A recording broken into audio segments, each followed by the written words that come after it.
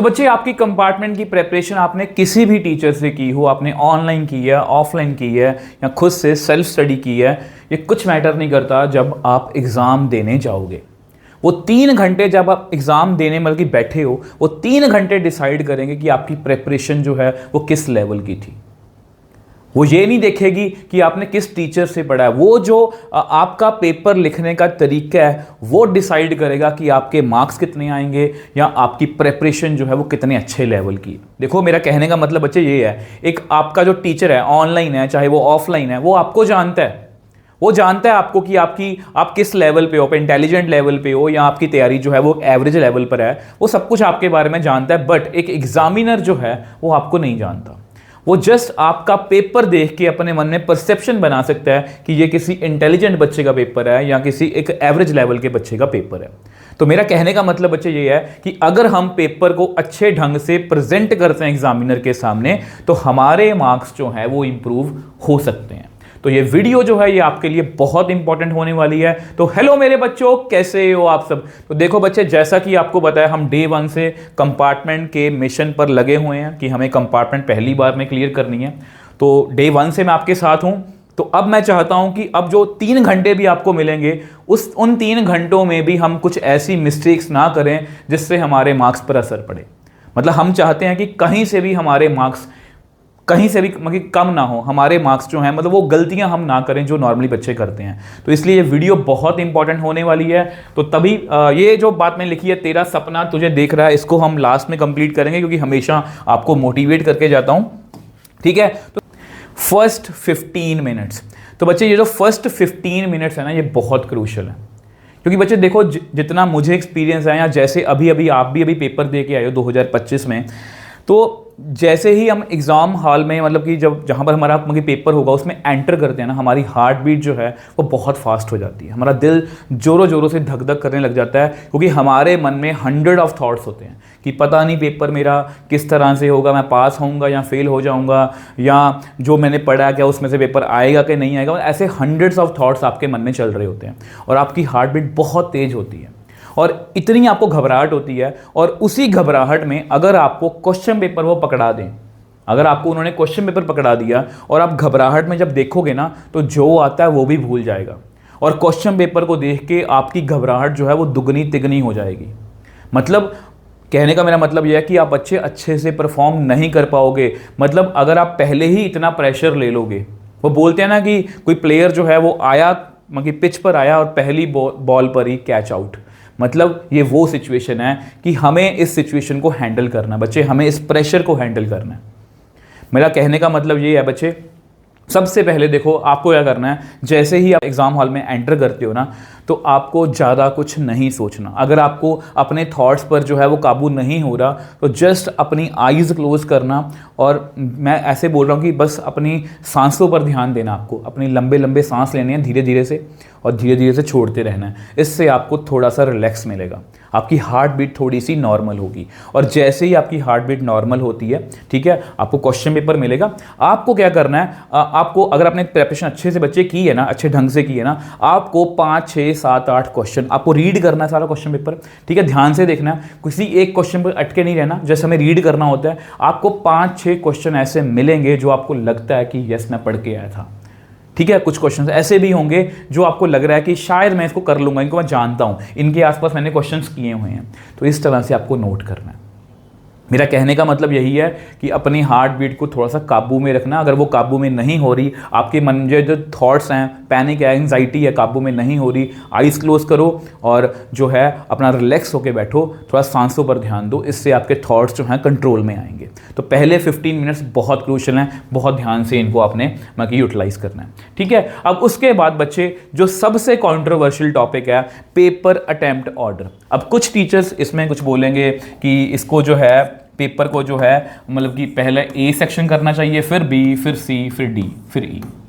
कुछ टीचर कहते हैं कि पीछे से स्टार्ट करो जी, फिर डी, फिर सी, फिर बी, फिर ए। ठीक है, अब बच्चे ना मैं किसी के फेवर में हूं, ना मैं किसी के अगेंस्ट हूं, और ना ही किसी भी ऑर्डर में पेपर अटेम्प्ट करने से ना ही आपके मार्क्स बढ़ने वाले हैं ना ही घटने वाले हैं। मैं बस आपके सामने कुछ फैक्ट्स रखना चाहता हूं, फिर जिस तरह से आपको ठीक लगे आप वैसा कर लेना। ठीक है, अब देखो बच्चे, यहाँ पर मैंने आपके लिए कुछ एफर्ट्स किए थे। देखो अब यहाँ पर ये दो बच्चों के पेपर हैं। एक बच्चे का नाम है राम, ठीक है, दूसरे बच्चे का नाम है श्याम, ठीक। अब देखो इस बच्चे ने पहले, राम ने 21st क्वेश्चन सॉल्व किया। मैं जस्ट देखो, मैं आपके सामने फैक्ट्स रख रहा हूं, आपको बिल्कुल फेयरली मतलब कि इंडिपेंडेंट होकर सोचना है कि क्या मैं सही बोल रहा हूं या गलत बोल रहा हूं, ठीक है। अब इस बच्चे ने 27th क्वेश्चन अटेम्प्ट किया, उसके बाद फिर 38th क्वेश्चन अटेम्प्ट किया, फिर उसने MCQ अटेम्प्ट किए हैं, फिर 13th फिर 15th, ठीक है। इसी तरह से उसने 15-16 शीट्स फिल की हुई हैं रैंडमली ऑर्डर में, ठीक है। और यहाँ पर इस बच्चे ने सीरियल वाइज सोचा, तो पहला क्वेश्चन खाली, फिर दूसरा खाली, तीसरा अटेम्प्ट किया, चौथा खाली, इस तरह से है। यहाँ पर कटिंग की हुई है खाली, यहाँ पर मतलब खाली छोड़ा हुआ, मतलब इस तरह से है। तो मुझे बताओ आपका इंप्रेशन क्या बनेगा। मतलब मुझे ऐसा लग रहा है as a examiner, as a teacher जो पेपर चेक कर रहा है कि ये किसी इंटेलिजेंट बच्चे का पेपर लग रहा है और ये किसी एवरेज से बच्चे का पेपर लग रहा है, क्योंकि उसके पहले मैंने जब 3 पेज चेक किए तब तक मेरे मन में एक परसेप्शन बन चुका था कि ये किसी इंटेलिजेंट बच्चे का पेपर है, और यहाँ पर मुझे एक आइडिया लग गया था कि ये कोई एवरेज सा बच्चे, मतलब एवरेज से बच्चे का पेपर है। मैं ये नहीं बोल रहा, देखो इससे आपके मार्क्स इंप्रूव हो सकते हैं, क्योंकि कई बार ये ह्यूमन एरर है कि मन में एक परसेप्शन बन जाता है कि ये इंटेलिजेंट बच्चा है, यार चलो इसने छोटी सी मिस्टेक की है, इसको माफ कर देते हैं, या आपको लगे कि ये ठीक ठाक से बच्चे का पेपर है, इसके नंबर कट कर दो। मैं ये नहीं बोल रहा हमेशा ऐसा ही होगा, बट ये एक ह्यूमन एरर है। चलो इन अगर आपको लग रहा है कि ऐसा नहीं होता या ऐसा कुछ भी है, अभी इन सब बातों को छोड़ दो। मैं जस्ट आपसे एक बात पूछना चाहता हूं कि सपोज आप जो है बच्चे बोलते हैं ना कि सीरियल वाइज सोच लिया कि मैं सीरियल वाइज ही अटेम्प्ट करूंगा। क्या आपको, जैसे अगर आपने फर्स्ट क्वेश्चन अटेम्प्ट किया, फिर सेकंड, फिर थर्ड, फिर फोर्थ, अब आपको क्या पता कि एक मतलब कि 22nd क्वेश्चन जो आपको नहीं आता, मतलब कि उसके लिए मैं कितनी स्पेस छोड़ूं। सपोज आप सीरियल वाइज अटेम्प्ट कर रहे हो, तो पहले 1 नंबर क्वेश्चन किया, 2 नंबर किया, 3 नंबर किया, पहले तो MCQ है, चलो ठीक है। अब 19वां क्वेश्चन कर रहे हो, 20वां क्वेश्चन कर रहे हो, आपको नहीं आता, तो आपको क्या पता उस पे लिए कितनी स्पेस छोड़ूंगा। फिर जब स्पेस कम ज़्यादा हो गई तो फिर छोटा छोटा लिखने की कोशिश करोगे, फिर वो मैसअप होगा और देखने में अच्छा नहीं लगेगा। दूसरी बात जो है, पहली बात से ही कनेक्ट करूंगा, पहले 15 मिनट, मतलब वो वही बात है कि जब हम पेपर देने जाते हैं, ठीक है, तो हमारे पहला जो आधा पौना घंटा होता है ना, उसमें हमारी हार्ट बीट तेज होती है। जैसे ही हम क्वेश्चन पेपर में कुछ ना कुछ लिखते हैं तो हार्ट बीट हमारी धीरे धीरे नॉर्मल होती रहती है। अब एक बार राम बन के सोचो कि आप पेपर कंपार्टमेंट के पेपर में बैठे हो एज ए राम, ठीक है। अब राम ने क्या किया, पहले एक 3 नंबर का क्वेश्चन अटेम्प्ट कर लिया 21st, ठीक है। उसके बाद 27th उसने मान लो सपोज 4 नंबर का या 5 नंबर का क्वेश्चन जो है सपोज उसने अटेम्प्ट कर लिया, ठीक है, इस तरह से मान लो। फिर उसने 38 केस स्टडी कर ली। अब उसने जब 3-4 पेज ऐसे लिख लिए तो उसका आधा घंटा निकल गया, उसकी हार्ट बीट नॉर्मल होगी और उसको ये भी पता है कि मैं 15-20 नंबर का पेपर अटेम्प्ट कर चुका हूँ। तो उससे क्या होगा, उसकी परफॉर्मेंस जो है वो इस लेवल पे चली जाएगी, क्योंकि उसके अंदर कॉन्फिडेंस आ गया कि यस अब मैं पास तो हो ही जाऊँगा। सेम सिचुएशन आपके साथ हो सकती है, कंपार्टमेंट का पेपर देने जा रहे हो, प्रेशर अलग से है, ठीक है। तो हमेशा बोलता हूं कि अगर आप इस तरह सोचोगे, आप शाम बन के सोचो, कंपार्टमेंट का पेपर देने गए, पहला क्वेश्चन नहीं आता, दूसरा क्वेश्चन नहीं आता, तीसरा आता है, चौथा नहीं आता, इस तरह से करते करते अगर आप पहले आधा घंटा निकालोगे ना, तो आप डरोगे कि यार मुझे तो क्वेश्चन हो ही नहीं रहे, मुझसे तो क्वेश्चन हो ही नहीं रहे। मतलब इस तरह से आपके ऊपर एक प्रेशर बनेगा। देखो बच्चे, आपको लग रहा होगा कि ये छोटी छोटी बातें, बट ये छोटी छोटी बातें जो है मैटर करती हैं, क्योंकि सोच के देखो, एक प्लेयर जो पिछले मैच में 100 रन बना के आया है, नेक्स्ट फाइनल में वो मतलब उससे 1 रन नहीं बन पा रहा, क्यों? क्योंकि उसके ऊपर प्रेशर है बहुत ज़्यादा। तो ये प्रेशर हैंडल करने का तरीका है। तो मतलब यहाँ मैंने वो क्या, यहाँ से आपने क्या सीखा है, आप किसी भी ऑर्डर में अटैम्प्ट कर लो बच्चे, कोई फर्क नहीं पड़ता। जस्ट आपको मेरी ओपिनियन में क्वेश्चन नंबर लिखना है, क्वेश्चन नंबर 21 लिख दो, अटैम्प्ट कर लो, ठीक है। तो क्वेश्चन नंबर 27 लिख दो, अटैम्प्ट कर लो, क्वेश्चन नंबर डालो, क्वेश्चन नंबर जरूर डालना बच्चे, आपने क्वेश्चन नंबर डालना मतलब कि मस्ट है। और अगर आप प्लीज़ बच्चे मेरे कहने पर अगर आप प्लीज़ पहले 15-20 मिनट 30 मिनट जो है आपको जो क्वेश्चंस आते हैं वो अटेम्प्ट कर लोगे ना, तो जो नहीं भी आते ना वो भी आपसे होंगे, तो यहाँ पर प्लीज़ बहुत ध्यान रखना है। अब तीसरा सबसे इंपॉर्टेंट पॉइंट है बच्चे, टाइम मैनेजमेंट। जिस बच्चे ने टाइम को अच्छे से मैनेज कर लिया उसने पूरा कंपार्टमेंट का पेपर जो है वो अपने हाथ में कर लिया। देखो बच्चे, आपको टोटल 3 घंटे मिलेंगे, मतलब 180 मिनट। अब बहुत से टीचर बोलते हैं कि सेक्शन ए पर इतना टाइम लगाओ, सेक्शन बी पर इतना टाइम लगाओ, बट मैं इसके फेवर में नहीं हूँ। मैंने थोड़े से एफर्ट्स किए हैं आपके लिए, थोड़े से आपके लिए एफर्ट्स किए हैं। तो अगर मैं यहाँ पर आपको लिखूँ, एक बार पहले मेरी पूरी बात सुन लेना। 1.5 मिनट, ठीक है, 3 मिनट, 5 मिनट, 12 मिनट, 12 मिनट। ये मैं ईच क्वेश्चन, हर एक क्वेश्चन की बात कर रहा हूं कि हमें अप्रॉक्सीमेटली, मैं अप्रॉक्सीमेटली यहां पर वर्ड यूज करूंगा कि अप्रॉक्सीमेटली हमें इतना टाइम लगाना है। मैं अप्रॉक्सीमेटली बच्चे, चलो पहले मैं बता दूं, इन सबको जब जोड़ोगे ना तो ये पूरा पेपर जो है आपका 159 मिनट्स में अटेम्प्ट हो जाएगा, मतलब 160 मिनट में। देखो मैथ्स का पेपर है, 20 मिनट अपने लिए रखना कि पेपर को दोबारा से एक बार चेक कर लूं, कहीं कोई कैलकुलेशन मिस्टेक तो नहीं हो गई है, प्लस माइनस की जगह तो नहीं मिस्टेक हो गई है, माइनस लिखना था प्लस लिख दिया, या प्लस लिखना था माइनस लिख दिया, ऐसी गलतियां हो सकती हैं। अब मेरी एक बार बात सुनो, मैं ये नहीं बोल रहा कि इसी तरह से करना है।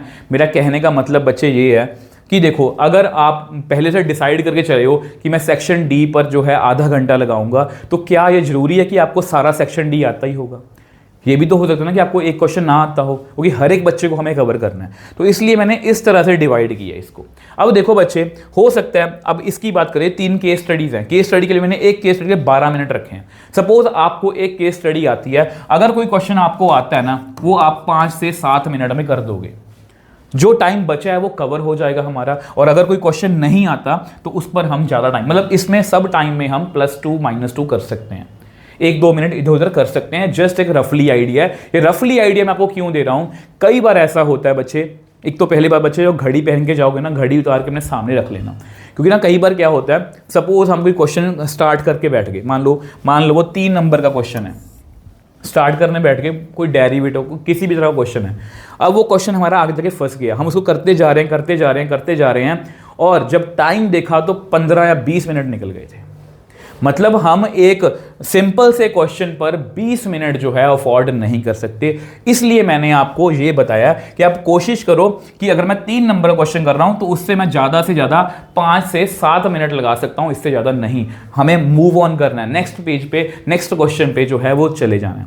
क्योंकि अगर आप टाइम मैनेज करना बच्चे सीख गए, क्योंकि आपके साथ बहुत बार ऐसा होता है, आपने कई बार देखा भी होगा कि आपने 2-3 क्वेश्चन पेपर में छोड़ दिए, बट घर आके देखा वो आपसे हो गए, वही सेम क्वेश्चन बिना किसी हेल्प के। वो इसलिए है क्योंकि उस टाइम आपके ऊपर टाइम का प्रेशर था। इसलिए टाइम को बहुत अच्छे तरीके से आपको हैंडल करना है। तो आई होप जो मैं आपको समझा रहा हूं आप अच्छे से समझ पा रहे हो। नेक्स्ट जो इंपॉर्टेंट चीज़ है वो है स्टेप मार्किंग। अब स्टेप मार्किंग को बहुत हमें सीरियसली लेना है। ये मैं आपको इसलिए बता रहा हूँ, देखो आपको विद फैक्ट्स दिखाऊंगा। तो देखो, ये सीबीएसई की ऑफिशियल स्टेप मार्किंग है, 3 नंबर का क्वेश्चन है। अगर आप क्वेश्चन को ध्यान से देखो तो ये डिफरेंशियल इक्वेशन का क्वेश्चन है। अगर आप क्वेश्चन को ध्यान से देखो तो ये एक मतलब कि लीनियर डिफरेंशियल इक्वेशन का क्वेश्चन है, इस तरह से, ठीक है। तो यहाँ पर साफ साफ मेंशन है कि 3 नंबर क्वेश्चन है। जैसे ही आपने इसको इस फॉर्म में लिखा, मतलब इस फॉर्म में लिखा बच्चे, ये है dx/dy, मतलब अगर आपने इसको dx/dy, मतलब आपने लीनियर डिफरेंशियल इक्वेशन को पहचान लिया कि ये सेकंड टाइप है, ये linear differential equation in x है, तो आपको 1 नंबर मिल जाएगा। अब जैसे ही उसके बाद आपने इंटीग्रेटिंग फैक्टर निकाल लिया, आपको 1 नंबर और मिल जाएगा। फिर सोल्यूशन लिखने के लिए, फिर लास्ट में फाइनल आंसर के लिए आधा नंबर मिलेगा। मतलब इस तरह से आपको स्टेप मार्किंग पेपर में लिखी रहती है। जिन बच्चों को डाउट रहता है ना कि मेरे मार्क्स वैसे ही कम कर दिए, चेकिंग स्ट्रिक्ट होगी, ये वो फलाना ढिमकाना, ये मैं आपको इसलिए बता रहा हूँ कि ऐसे बहानेबाजी मत अपने मन में बनाना कि चेकिंग स्ट्रिक्ट हो जाएगी, किसकी बातों में मत आना। कुछ नहीं होता, ये सब कुछ आपके सामने है। इस तरह से आपको एग्जामिनर को मिलेगा, वो उसी के अकॉर्डिंग आपको मार्क्स देगा। और अगर मार्क्स में कुछ गड़बड़ होगी तो सीबीएसई फिर से चांस देगा कि अपनी रिवैल्यूएशन दोबारा करवा सकते हो। मैं ये नहीं बोल रहा हमें करवानी है, बट मैं आपको ये बोल रहा हूँ कि इस बात से श्योर रहना कि ऐसा कुछ नहीं होने वाला कि चेकिंग स्ट्रिक्ट हो जाएगी, आपके मार्क्स कम हो जाएंगे। आप अपनी प्रेपरेशन पर ध्यान दो। और इसमें एक बात मैं ऐड कर देता हूँ, सपोज वैसे कई बार क्या होता है कि सीबीएसई ग्रेस नंबर देती है। ग्रेस नंबर किस लिए मिलते हैं कि अगर कोई क्वेश्चन की स्टेटमेंट गलत है, ठीक है, तो उसमें ग्रेस नंबर मिल सकते हैं। अब ऐसा नहीं कि ग्रेस नंबर हर एक को मिलते हैं। उसमें क्या होता है, सपोज 21st क्वेश्चन है ये, ठीक है। 22nd क्वेश्चन में स्टेटमेंट में गड़बड़ है, तो अगर आपने 22nd क्वेश्चन लिखा ही नहीं, अटेम्प्ट ही नहीं किया, तो आपको नंबर नहीं मिलेंगे। मेरा कहने का मतलब ये है, हर एक क्वेश्चन को अटेम्प्ट करने की कोशिश करना।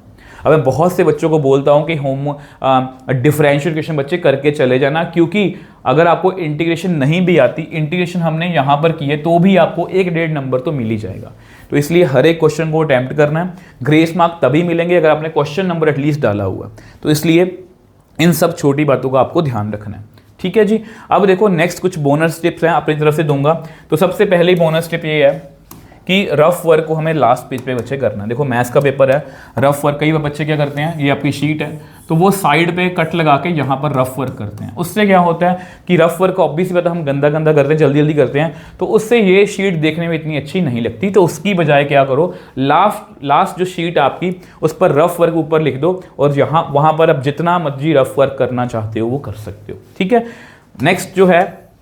नेक्स्ट जो है लिजिबल राइटिंग। अब लिजिबल राइटिंग क्यों लिखा है, अब देखो हर एक बच्चे का लिखने का ढंग अलग अलग होता है, हर एक बच्चे की राइटिंग बहुत सुंदर नहीं हो सकती। तो मैं सुंदर राइटिंग नहीं बोल रहा, मैं अच्छी राइटिंग नहीं बोल रहा, मैं ये बोल रहा हूँ लिजिबल राइटिंग, कि एटलीस्ट जो बंदा जिसके लिए आप लिख रहे हो पेपर वो पढ़ पाए। ऐसा ना हो कि आपका पेपर सिर्फ आप खुद पढ़ पाओ, बाकी किसी को पढ़ना ही ना आए। तो इसलिए ध्यान रखोगे कि आपका पेपर राइटिंग में ऐसा हो कि कोई भी बंदा उसको आसानी से पढ़ पाए।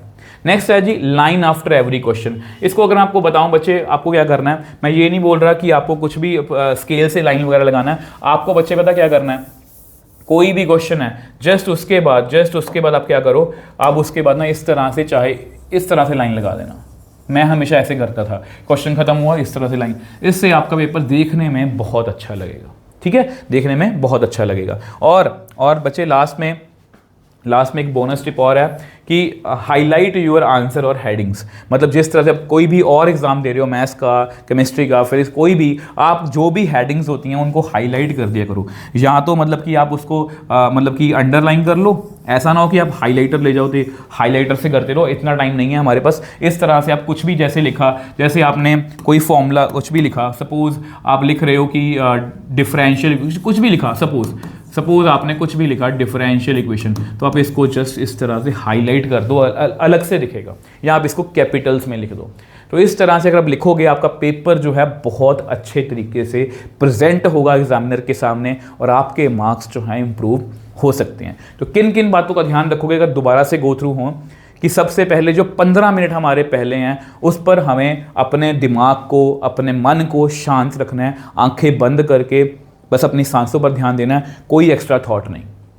दूसरा हमें जो है अपना, दूसरा क्या था मैं भूल, पेपर को अटेम्प्ट कैसे करना है। तो पेपर को हमें अटेम्प्ट इस तरह से करना है कि जो क्वेश्चन पहले आते हैं वो अटेम्प्ट कर देने हैं, ताकि हमारी हार्ट बीट जो है नॉर्मल हो जाए और हम अच्छे से पेपर को, बल्कि सारा पेपर जो है अच्छे से परफॉर्म करके आ पाएँ, ठीक है। उसके बाद टाइम मैनेजमेंट आपको बहुत ध्यान रखना है कि टाइम किसी क्वेश्चन पर ऐसा ना हो कि आप आधा घंटा एक क्वेश्चन पर बैठे रहो, तो ऐसी चीज़ें नहीं करनी, उससे आपका टाइम वेस्ट होगा और जो क्वेश्चन आते हैं वो भी आपके जो हैं जल्दबाजी में छूट जाएंगे। तो ऐसी गलतियां हमें नहीं करनी। और स्टेप मार्किंग का बहुत ध्यान रखना है कि स्टेप मार्किंग होती है, इसलिए कुछ भी छोड़ के नहीं आना। और बोनस टिप्स आपके सामने हैं। तो लास्ट में फिर अपनी वीडियो जो है वहीं पर ख़त्म करेंगे बच्चे। देखो मैं आपको जितना तैयारी करवानी थी मैं वो करवा चुका हूँ। मतलब अब वैसे मैं प्लान कर रहा हूँ कि कल आपको एक सैम्पल पेपर खुद से लाइव प्रैक्टिस करवा दूँ, तो प्लीज़ नीचे कमेंट सेक्शन में जरूर लिखना अगर आप ये चाहते हो। और एक फाइनल रिवीजन जो 14 को रात को हम करेंगे 7-8 बजे के आसपास, ठीक है। तो ये सब कुछ मैं आपके साथ करने को रेडी हूँ, मैं एफर्ट करने को रेडी हूँ। अब बारी है आपकी। और लास्ट में अपनी लाइंस को कंप्लीट करते हैं कि तेरा सपना तुझे देख रहा है, सवाल ये है कि तू उसके लिए उठेगा कब।